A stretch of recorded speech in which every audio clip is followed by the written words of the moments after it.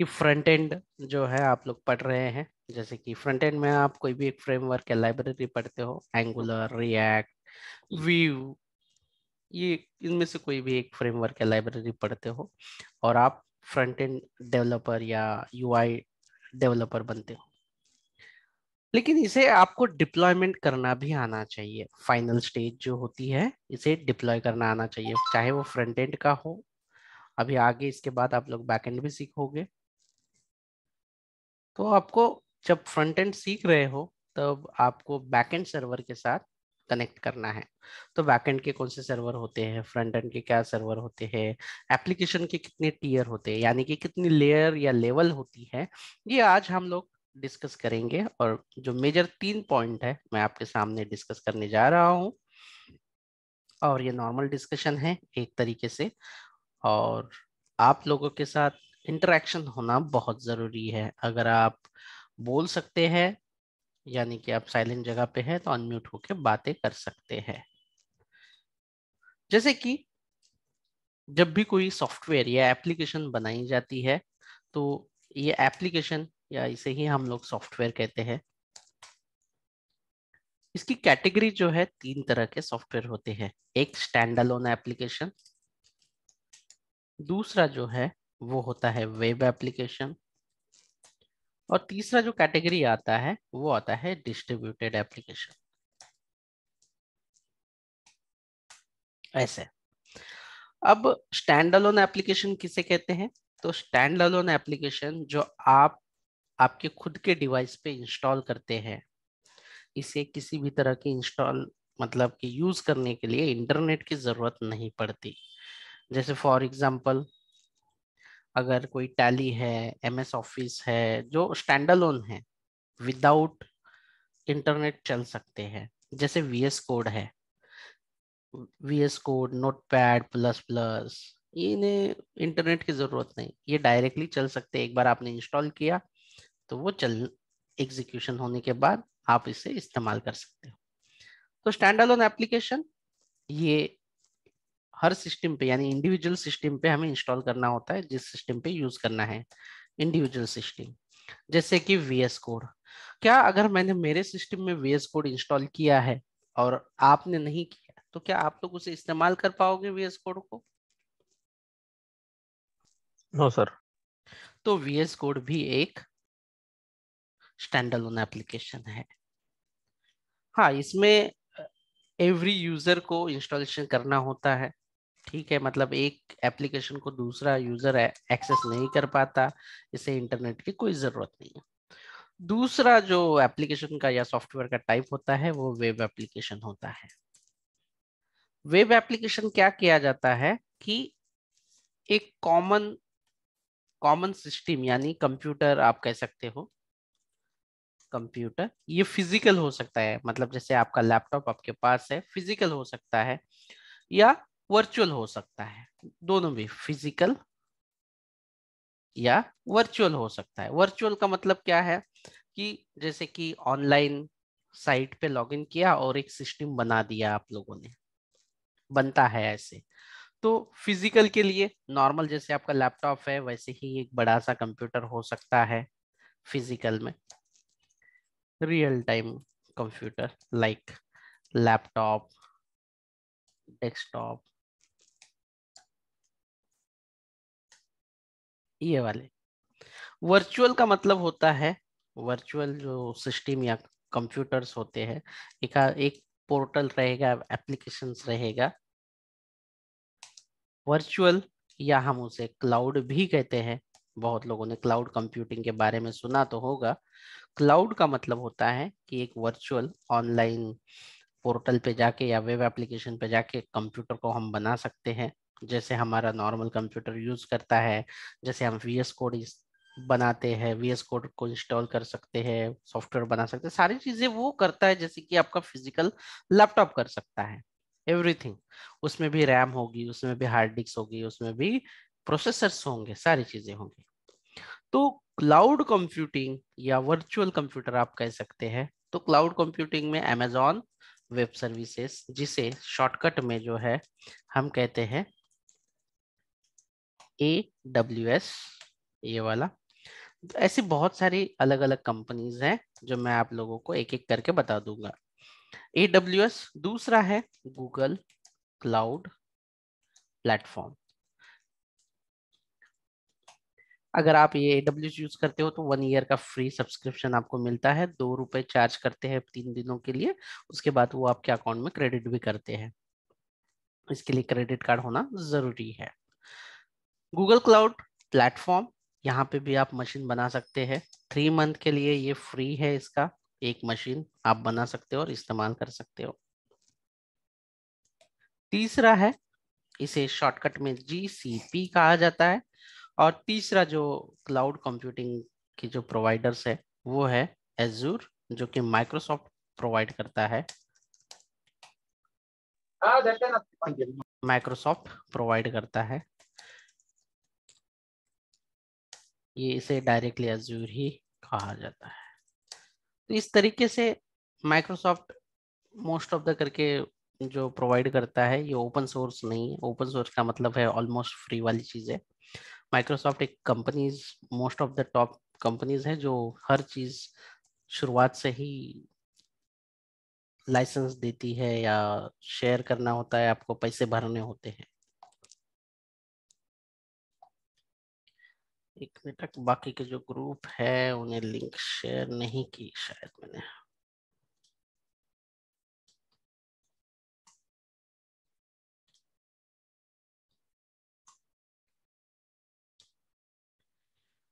तो जैसे आप लोगों को ये समझ में आ रहा है कि स्टैंड अलोन एप्लीकेशन सिस्टम पे हम लोग इंडिविजुअल सिस्टम आपके लैपटॉप में इंस्टॉल करते हैं और आप इस्तेमाल करते हैं। वेब एप्लीकेशन के लिए आपको या तो फिजिकल सर्वर इस्तेमाल करना है या तो क्लाउड कंप्यूटिंग। वर्चुअल को मैं हटा देता हूँ, वही मतलब होता है क्लाउड कंप्यूटिंग का इस्तेमाल करना होगा आप लोगों को। सर और फायरबेस भी। Sorry, sir Firebase. हाँ फायरबेस भी हम कह सकते हैं, लेकिन एक थोड़ा सा उसमें कैच है जो मैं बता दूंगा आप लोगों को। तो ऐसे बहुत सारे हैं, मैंने टॉप 3 के लिए, जैसे कि आप अगर फायरबेस कहते हो तो फायरबेस, डिजिटल ओशन, ऐसे बहुत सारे हैं। और ब्लू, ऐसे और भी कुछ है, बहुत सारे ऐसे अवेलेबल है अभी मार्केट में। और नाउ डेज ट्रेडिंग में है कि कोई भी अगर सर्वर बनाना हो तो हमें जरूरत होती है कंप्यूटर की, तो क्लाउड कंप्यूटिंग के सहारे ही हम उसे इस्तेमाल करते हैं। हम कोई भी फिजिकल कंप्यूटर नहीं परचेस करते, क्योंकि उसे मेंटेन करने के लिए पर्टिकुलर इंजीनियर की टीम रहेगी, उसमें सॉफ्टवेयर परचेस करने पड़ेंगे, बहुत सारी चीजें होती है और पूरा मशीन आपको लेना होगा। तो फिर ये वेब एप्लीकेशन के लिए हमें इतनी सारी चीजों की जरूरत है। और अगर आपके पास ये है तो आप सिंपली से सिंपल आप इसे इस्तेमाल कर सकते हो। अभी नेक्स्ट है डिस्ट्रीब्यूटेड एप्लीकेशन। डिस्ट्रीब्यूटेड एप्लीकेशन जो है, इनके लिए भी सेम डिप्लॉयमेंट के लिए सिस्टम की रिक्वायरमेंट है, same to same, nothing change. But दोनों में डिफरेंस क्या है ये मैं आप लोगों को बता देता हूँ। वेब एप्लीकेशन जो होती है, जो नॉर्मल हम कह सकते हैं front end plus back and एक साथ होता है, कंबाइंड होता है। एज अ सिंपल सिटी के लिए, एक छोटा सा प्रोजेक्ट के लिए, प्रोजेक्ट जो है एक दोनों का कॉम्बिनेशन होता है। एक ही जगह पे हम लोग पूरा बनाते हैं, फ्रंट एंड बैक एंड, और सिंपली हम लोग वहां पे डिप्लॉय कर देते हैं, यानी कि इंस्टॉल कर देते हो और इस्तेमाल करके लोग यूज कर सकते हैं क्लाइंट। ये नॉर्मल प्रोजेक्ट के लिए बहुत ही अच्छा होता है। फॉर एग्जाम्पल के लिए हम लोगों ने प्रैक्टिस की है कि गिटहब पे आप लोगों ने आपका वेबसाइट अगर डिप्लॉय किया है या नॉर्मल HTML पेजेस अगर डिप्लॉय किए हैं, तो वो भी एक तरह का हमारा वेब एप्लीकेशन है। अब डिस्ट्रीब्यूटेड एप्लीकेशन का मतलब क्या होता है, और नॉर्मल ये जो फ्रंट एंड वाला पार्ट है इसे क्या कहते हैं, मैं इसका डेफिनेशन आप लोगों को क्लियरली लिख के दे रहा हूं। On a single server, on a single server, on a single server we have we have we have both front end and back end। मतलब कि क्या, एक ही सिस्टम है, चाहे वो क्लाउड कंप्यूटिंग हो या फिजिकल हो, एक ही सिस्टम पे अगर वो है तो हम उसे कह सकते हैं कि ये वेब एप्लीकेशन है, दैट्स इट। डिस्ट्रीब्यूटेड सिस्टम का मतलब क्या हो सकता है कि बैकएंड जो है, बैक एंड जो है ये अलग सिस्टम पे होगा, अनदर सर्वर, या ऐसा भी हो सकता है कि बैकएंड 1, बैकएंड 2, बैकएंड 2, अलग अलग बैकएंड हम लोग कनेक्ट कर रहे हैं, जैसे कि फ्रंट एंड 1, फ्रंट एंड 2। ये जो एप्लीकेशंस है, ये जो एप्लीकेशंस है, ये सारी एप्लीकेशन अलग अलग सर्वर्स पे है, अलग अलग सर्वर पे। जैसे कि फॉर एग्जांपल अगर हमारा एप्लीकेशन, जैसे आप लोगों को पता है कि फोन पे एयरटेल का भी रिचार्ज करता है, जियो का भी रिचार्ज करता है, और इलेक्ट्रिसिटी बिल भी पे करता है, क्रेडिट कार्ड का बिल भी पे करता है, और बहुत सारी फैसिलिटी अवेलेबल करता है। तो इसका मतलब ये है कि अलग अलग एप्लीकेशन, अलग अलग एप्लीकेशन का मतलब है कि वो जो एप्लीकेशन है वो अलग अलग सर्वर पे या अलग अलग सिस्टम पे है, इसीलिए इसे डिस्ट्रीब्यूटेड एप्लीकेशन कहा जाता है। अब ये डिस्ट्रीब्यूटेड एप्लीकेशन को हर एप्लीकेशन, या चाहे बैकएंड हो या फ्रंट एंड हो, वो आप लोगों को एक सर्वर पे डिप्लॉय करनी है। सर्वर क्या है? तो एक सेंट्रलाइज एक सिस्टम है, और वो पर्टिकुलर सिस्टम आप कह सकते हैं कंप्यूटर। वो कंप्यूटर पे आपको पर्टिकुलरली एक सॉफ्टवेयर जो है इंस्टॉल करना होता है, जो वर्क करता है एज अ सर्वर। तो सर्वर का मेन कार्य क्या होता है, क्या काम होता है सर्वर का मेन? कि जो भी रिक्वेस्ट आएगी, जो भी रिक्वेस्ट आएगी यूजर से, उसे फुलफिल करना और वो इंफॉर्मेशन देना। अब जैसे कि यहाँ पे देखो, आप लोगों को डिस्ट्रीब्यूटेड में मल्टीपल सर्वर्स अवेलेबल है, और इसे आप लोगों को हैंडल भी करना है, तो आपको पता होना चाहिए कि कौन से ऐसे सॉफ्टवेयर्स है जो अलग अलग जगह पे डिप्लॉयमेंट करने के बाद भी हम उसे एक जगह पे जोड़ सकते हैं, और कौन से सर्वर की क्या कैपेबिलिटीज है, आपको ये पता होना बेहद जरूरी है। तो क्या आप लोगों ने लोकल में कोई एप्लीकेशन रन किया है, नॉर्मल जावास्क्रिप्ट हो या एंगुलर हो? Yes sir.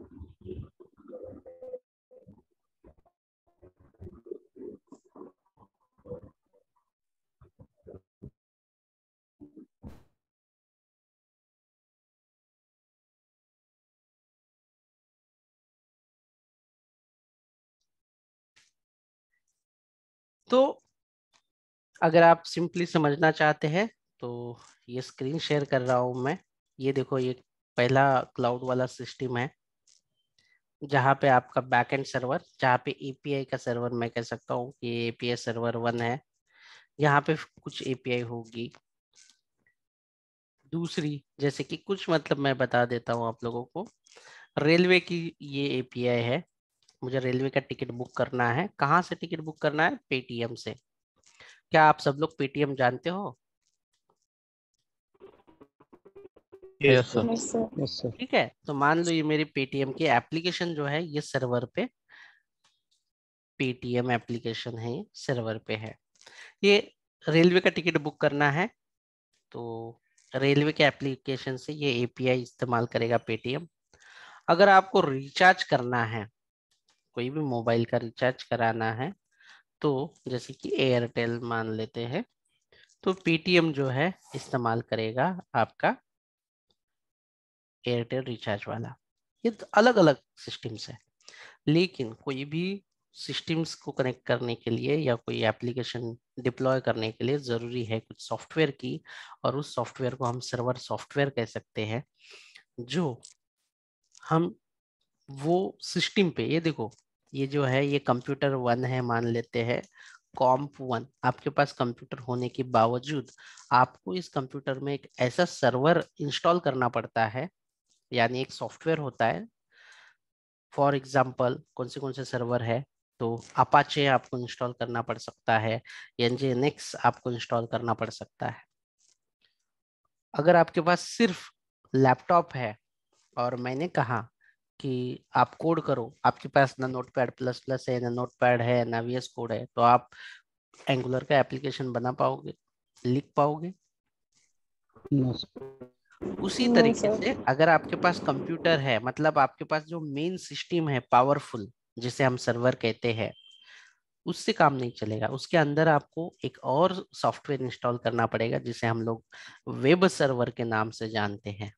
Web server. और पॉपुलर में कौन से ऐसे वेब सर्वर है जो हम इस्तेमाल करते हैं, तो वो है अपाचे, nginx। nginx जो है नाउडेज इन द बूम पे है, पिक पे है वो, कि nginx सर्वर टॉप पे है फिलहाल के लिए। तो ये वेब सर्वर्स है। अब कुछ ऐसे सर्वर भी है जो आप लोगों को बैकएंड के लिए हेल्प करते हैं मेजरली। तो जेसन सर्वर जो है ये क्या करता है, क्या प्रोवाइड करता है? एपीआई, फेक एपीआई प्रोवाइड करता है आप। अब बिना कोडिंग के आपको जिस तरीके से एपीआई चाहिए उस तरीके की एपीआई आपको प्रोवाइड कराता है। इसी के ऊपर आपको प्रैक्टिस करनी होती है और एग्जीक्यूशन करना होता है आपका फ्रंट एंड का, और प्रोजेक्ट पे काम करना होता है। जब रियल एपीआई आ जाती है तो आप चेंज करते हो सिर्फ यूआरएल से, that's it, nothing anything else. और इसके लिए आपको करना क्या होता है, स्टेप्स क्या है इसकी? सबसे पहले जेसन सर्वर का इंस्टॉलेशन होगा। दूसरा जेसन सर्वर कॉन्फ़िगरेशन, बस। हाँ, ये तो बात ठीक है, लेकिन इसके पहले आप लोगों को पता होना चाहिए कि जेसन क्या है। What is a Jason? JavaScript, J for Java, JS for JavaScript, आप लोगों को पता है ना? यस ऐसे। फिर ऑन का मतलब क्या है? ये जो ऑन है, ऑब्जेक्ट नोटेशन। अभी ये जो जेसन फॉर्मेट क्या होगा, मतलब कि अगर आपको कोई ऑब्जेक्ट बनाना है, आप लोगों ने ऑब्जेक्ट तो सीखा ही होगा कैसे बनाते हैं, सीखा है आप लोगों ने जी सबने ऑब्जेक्ट कैसे Yes, sir. बनाते हैं, जी सर बराबर? तो ऑब्जेक्ट में बना के दिखा लेता हूँ आपको यहाँ पे, जैसे कि नेम है, ये आपको पता है ना ऐसे बनाते हैं करके, Yes. Yes, sir. Yes, sir. है ना? ईमेल,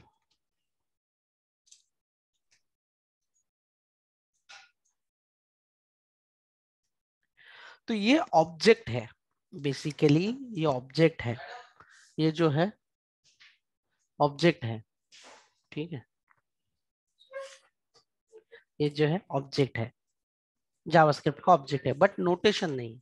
इसके लिए आपको क्या करना होगा, ये जो की है, देखो ये जो की है और ये इसकी वैल्यू है, ये की को आप डबल कोट में लिखते हैं।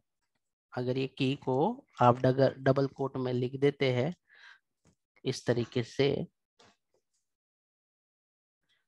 तो ये बन जाता है जेसन फॉर्मेट। कौन सा फॉर्मेट बनता है ये? Jason for Jason. अगर मैं ये डबल कोट हटा देता हूं तो ये जावास्क्रिप्ट का नॉर्मल ऑब्जेक्ट बनेगा। बस इतना सा फर्क है। ये कौन सा फॉर्मेट है? ये नॉर्मल जावास्क्रिप्ट का ऑब्जेक्ट है। और अगर मैं यही कॉपी पेस्ट करके नीचे डाल देता हूं,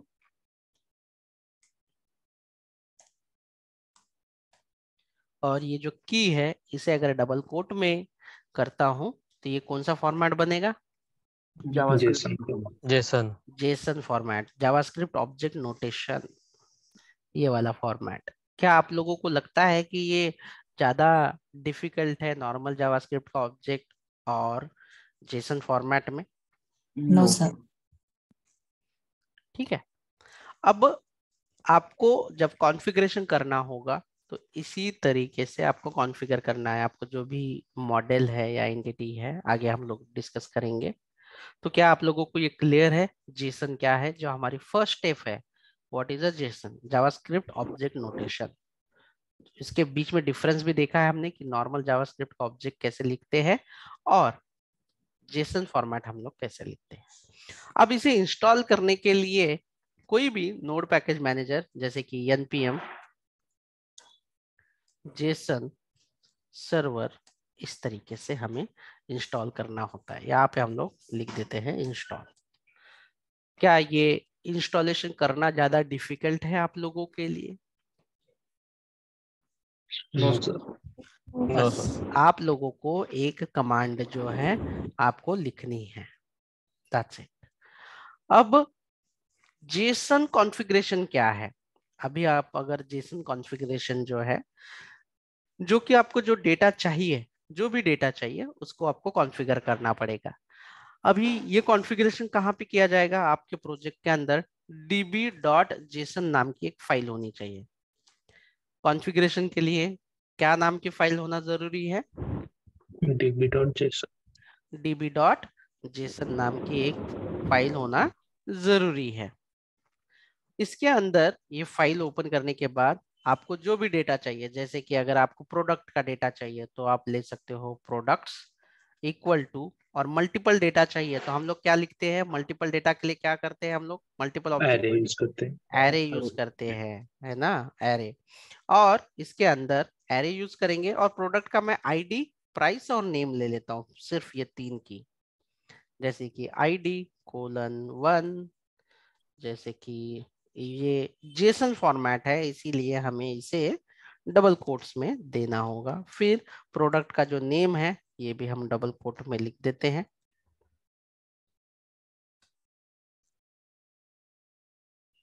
शूज, कॉमा, और इसकी जो प्राइस है ये भी हम लिखते हैं, प्राइस लेट्स से 200।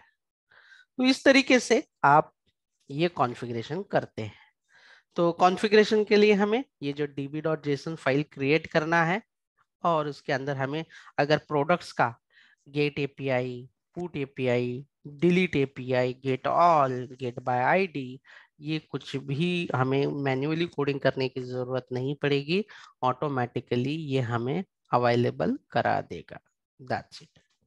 तीसरा पॉइंट आता है, कॉन्फ़िगरेशन हो गया, इसे आप टेस्टिंग कैसे करें, इस्तेमाल कैसे करें। अभी किसी भी सर्वर की जो एपीआई है टेस्ट करने के लिए मार्केट में बहुत सारे टूल्स अवेलेबल है, बहुत सारे टूल्स अवेलेबल है, जैसे कि पोस्टमैन, स्वैगर, स्वैगर,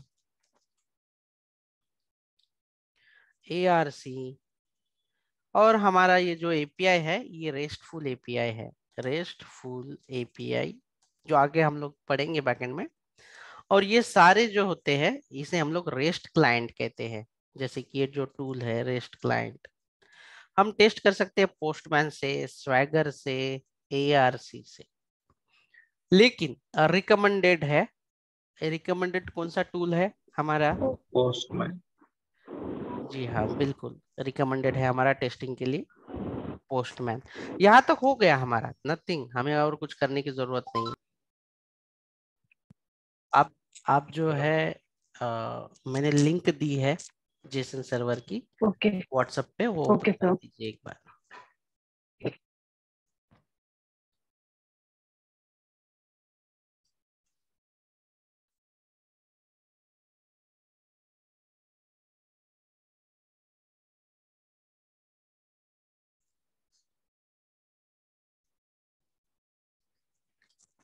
ये सबके पास अवेलेबल है? थोड़ा थोड़ा नीचे जाइए, आपको गेटिंग स्टार्टेड दिखाई देगा, थोड़ा थोड़ा सा जाइए नीचे। ये सब डॉक्यूमेंटेशन है उनका, सर्वर का ही। सिंपल से लिखा हुआ है कि क्या, जाइए नीचे, जाइए नीचे जाइए। हेच आहे का सर? हा तेच आहे, खाली खाली दिसेल तुम्हाला, तरी तिथे गेलं तरी जा, त्याला स्क्रोल करा, खाली खाली जाता हे बघा इथे मी हे आहे अकाउंट खाली, त्याची लिंक दिलेली आहे खाली, पण ते दिलेलं असेल सुरुवात, हे ओके बघा ओके आला। हाँ अभी आपको जेसन सर्वर इंस्टॉल करने के लिए क्या कमांड देनी है, आप देखिए, पढ़िए, थोड़ा सा ऊपर जाइए। आप npm install जी -g json। इसे आप कॉपी करके आपका टर्मिनल ओपन कीजिए दूसरा, और उसमें पेस्ट कर दीजिए। ये जेसन जो है, जेसन सर्वर जो है इंस्टॉल हो जाएगा।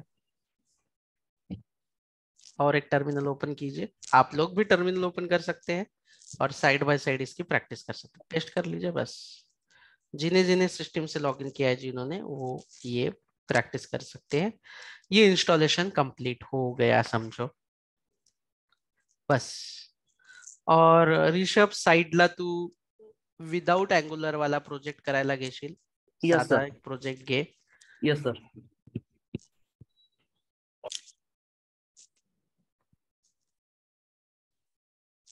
विनायक, तुमच्याकडे पण सिस्टीम असेल तर तुम्ही ते करायला घ्या.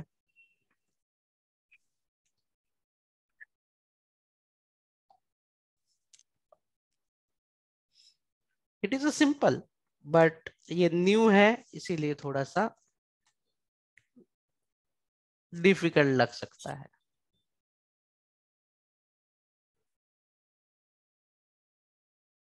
सर म्हणजे एकदा कमांड टाकली आपण टर्मिनलवर तर होऊन जाणार. बस काहीच करायची गरज नाही, ते इन्स्टॉलेशन होऊन जातं. फक्त व्यवस्थित VS कोडचा फोल्डर वगैरे बनवून करून घ्यायचं, झालं इन्स्टॉलेशन डन. आता त्याच्यानंतर कॉन्फिगरेशन करायचं आहे. ठीक आहे विनायक, जा परत त्या गिटहबच्या पेजवर जा. जस्ट गो गिटहबच्या पेजवर जा. त्याच्या खाली तुम्हाला जेसन सर्व्हर स्टार्ट करण्यासाठी तुम्हाला एक कमांड दिलेली आहे, त्याच्यावर करा तिथे. हा, ती कॉपी करा. ही जेसन स्टार्ट किंवा जेसन कॉन्फिगर पण होऊन जातं ऑटोमॅटिकली. जा तिकडे आणि टाकून द्या ती कमांड. ठीक आहे, सर्व्हर जो आहे तुमचा चालू झालेला आहे, चेक करा ते टर्मिनल मध्ये चालू झाला तो सर्व्हर. आणि त्याने तुम्हाला एक फाईल क्रिएट करून दिलेली आहे ज्याचं नाव आहे db.json. बघा झालं. इकडे तुम्ही SRCच्या तिथे बघा खाली तुमचं क्रिएट झालं असेल db.json नावाची फाईल.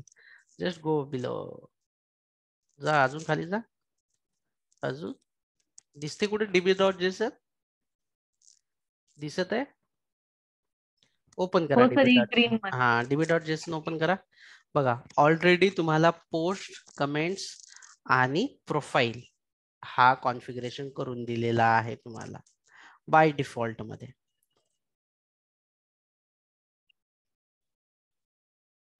आता याच्या API सुद्धा कशा तुम्ही हिट कराल? गुगलवर जा आणि याने बघा हा http/localhost:3000 कमेंट्स, तो कॉपी करा URL. हा, तो कॉपी करा किंवा क्लिक करा. डेटा दिसतोय तुम्हाला? हो सर. हा, आता कमेंट्स करा. पोस्ट ऐवजी फक्त कमेंट्स करा. तो 1 काढून टाका आणि कमेंट्स टाका तिथे. समोरचा पोस्टच्या ऐवजी ओके. हा, डायरेक्टली कमेंट्स टाका. सर्व कमेंट्स तुम्हाला दिसायला लागतील. कमेंट्स हिट करा. Yes sir. दिसत आहेत कमेंट्स तुम्हाला? Yes sir. बाय डिफॉल्ट अशा पद्धतीने काम करणार. पण आता मला हे कमेंट्स, पोस्ट नाही पाहिजेत. मला पाहिजेत एम्प्लॉईचा डेटा. सपोज एम्प्लॉईच्या API पाहिजे, तर काय करायचं? db.json फाईल मध्ये जायचं. db.json मध्ये जायचं आणि हा जो ऑब्जेक्ट आहे पोस्ट, कमेंट्स, प्रोफाईल, सगळ्यात खाली किंवा वर कुठेही जा, पण 19 नंबरचा जो मेन ऑब्जेक्ट आहे त्याच्या आतमध्ये फक्त त्याच्या आतमध्ये. ठीक आहे, इथे तुम्ही लिहू शकता प्रोडक्ट्स. मला प्रोडक्ट पाहिजेत म्हणून प्रोडक्ट्स इक्वल टू किंवा कोलन द्या आणि ॲरे लिहा तिथे. ॲरे नाही मीन्स ॲरेचा ब्रॅकेट जो आहे तो ॲरे ब्रॅकेट. हा, आणि वर ना कॉमा द्या. प्रोफाईलच्या जो एंड होतो ना 18 नंबर लाईनला, त्याला कॉमा द्या 19 वर. हा बस, कारण की त्याच्यानंतर आपण लिहितो प्रोडक्ट्स. इथे आता तुम्ही एक ऑब्जेक्ट क्रिएट करा. Means curly bracket open close. इथे तुम्हाला ID डबल कोट मध्ये लिहावा लागेल. ID कोलन, त्याची व्हॅल्यू द्या 1, comma, enter. Let's see double quote मध्ये नेम कोलन, त्याचं काय तुम्हाला शूज, चप्पल डबल कोट मध्ये द्यायचं. त्याला डबल कोट मध्ये कंपल्सरी आहे इथे.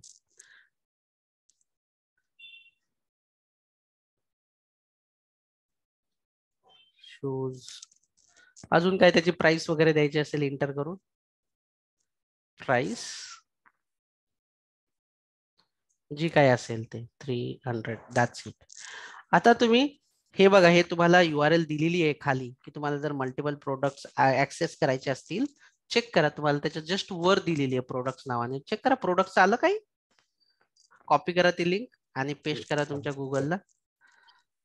Okay click, okay copy, okay ठीक है, कॉपीज करा. क्लिक नाही होणार तर ओके मतलब कि क्या होगा कि आप आपके हिसाब से API बनाओगे, आपको ये डेटा मिलेगा. और जो न्यू जेएस में है, डोंट वरी गाइज, आप लोगों को बहुत जल्दी API क्या है, API हम लोग किस लिए यूज करेंगे, ये आप लोगों को पता चलने वाला है. क्योंकि मैं बहुत ही जल्दी, जैसे आपका एरे खत्म होगा तो मैं API इंटीग्रेशन के लिए स्टार्ट करने वाला हूँ. पेस्ट करा ब्राउझरला आणि हिट करा. ओके. कारण सर ते न्यू विंडो साठी मी सर्च करते पण ते आयकॉन्स येतात ना हा मीटिंगचे. ठीक आहे ठीक आहे, इंटर करा, हिट करा. आला तुमचा प्रोडक्ट. येस म्हणजे तुम्हाला आता गेट बाय आयडी जरी करायचा झाला तर प्रोडक्ट्सच्या नंतर स्लॅश आणि 1 टाका, असा येऊन जाईल तो. येस आला. आणि Yes, अजून sir. काही वाचायचं असेल तर तुम्हाला ती डॉक्युमेंटेशनची लिंक दिलेली आहे. डिलीट करायचं जर असेल ओके तर तुम्हाला पोस्टमॅन बघा, ब्राउझरने तुम्ही फक्त गेट वालाच करू शकता, परंतु तुम्हाला जर का डिलीट, अपडेट आणि पोस्ट करायचं असेल तर तुम्हाला लागणार आहे पोस्टमॅन. काय लागणार आहे तुम्हाला? पोस्टमॅन, जे की तुमच्याकडे आहे, तुम्ही प्रॅक्टिस करू शकता. येस तर पोस्टमैन डाउनलोड कैसे किया जा सकता है, ये हम ऋषभ के सिस्टम से देखेंगे. Rishabh, yes sir. कर तुझी स्क्रीन शेअर. मानसी, स्टॉप करा स्क्रीनला.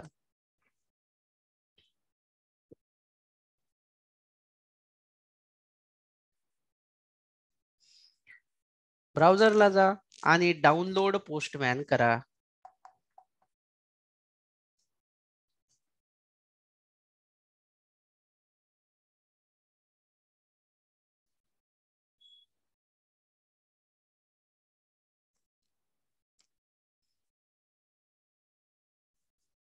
करून घ्या, नो इश्यू, डाउनलोड इट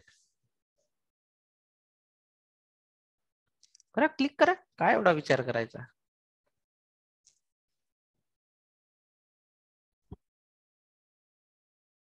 हे खाली 64 बीट, त्याचं काय नाही, ते करा किंवा नका करू. तर ऑलरेडी आहे वाटतं पोस्टमॅनचा सेटअप. यस सर आहे. इन्स्टॉल केलेला आहे. इन्स्टॉल माहित नाही, करून ओके. डाउनलोड करून. हा, डाउनलोड नका करू, उगा डेटा जाईल ना. का ब्रॉडबँड आहे? नाही ब्रॉडबँड आहे. हा ठीक आहे, मग काय अडचण नाही.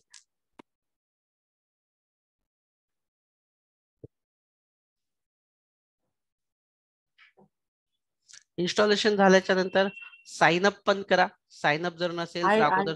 पोस्टमॅन अवेलेबल आहे सर, अवेलेबल आहे पोस्टमॅन. हा हा ठीक आहे, मग ठीक आहे. अजून कोण आहे ज्याच्याकडे पोस्टमॅन नाहीये? मी सर प्रसाद शेअर करा. डाउनलोड केला आता. हा, मी जे आहे ऋषभ, स्टॉप करा स्क्रीनला. हो सर.